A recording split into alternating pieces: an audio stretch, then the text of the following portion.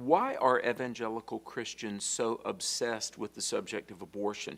Why do conservatives consider themselves moral crusaders, and one of the top subjects that they fight against is the subject of abortion? Hi, Alex McFarland here. Let's take a few minutes to unpack this subject. We've gotten several emails and questions from people about the subject of abortion, and certainly this is a subject that Christians and really all who care about the moral fabric of our culture talk about. So let's talk about abortion, because really abortion is a sin. It's the taking of a human life. And the Bible has much to say about the value of life. Remember, the Bible is a book shown to be inspired by God by compelling lines of evidence. And in passages throughout Old and New Testaments, the value of life is affirmed.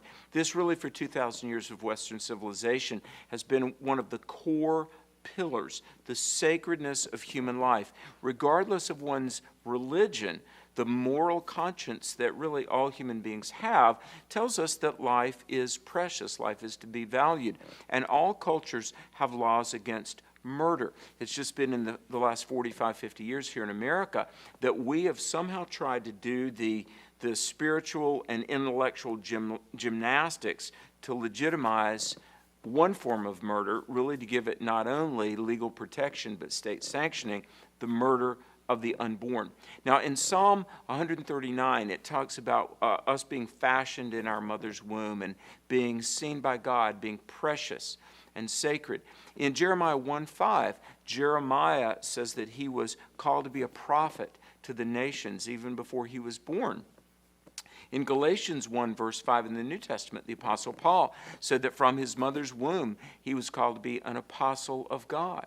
I think about in Luke chapter 1, verse 44, how John the Baptist leapt in Elizabeth's womb when in the presence of Mary, and Mary was carrying the baby Jesus. So clearly, even the unborn have a spiritual identity. Now, in the Old Testament, when the Israelites for a time were ensnared in the service of a false god Molech, and they sacrificed their children to this pagan deity in Leviticus chapter 20, they were strongly reprimanded by God. So clearly, life is sacred. We're made in God's image, and the life of the unborn is sacred.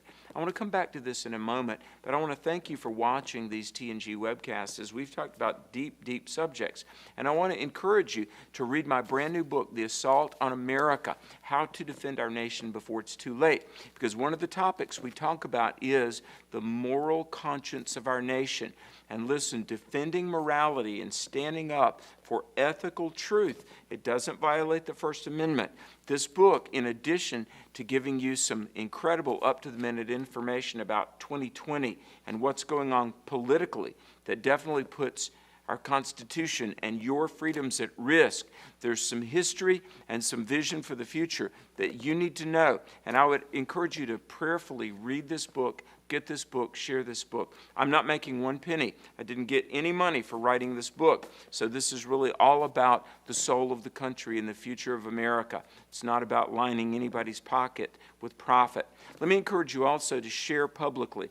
If you will share the T&G webcast publicly, you're automatically entered to win our free once-a-week book giveaway. So please share and stay social.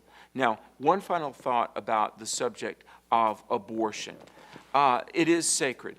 And you know what's so sad is in the last 4 decades, as I mentioned, really to try to carve out for ourselves this moral autonomy, we don't answer to God. What it's really resulted in, as people have spent more time and more bandwidth and more social platform trying to defend, quote, a woman's right to choose, what it's resulted in is an increase in promiscuity. The whole industry of abortion, that's a multi-billion-dollar industry that's grown up around Planned Parenthood. Folks, abortion is a barbaric practice. And Mother Teresa of Calcutta, she said, "I fear America is doomed because you no longer value life and you're killing the unborn." It's a barbaric practice, and it's hard truth, but one of the greatest things we can do for this country is to assert our moral conscience and stand up for life by standing against abortion.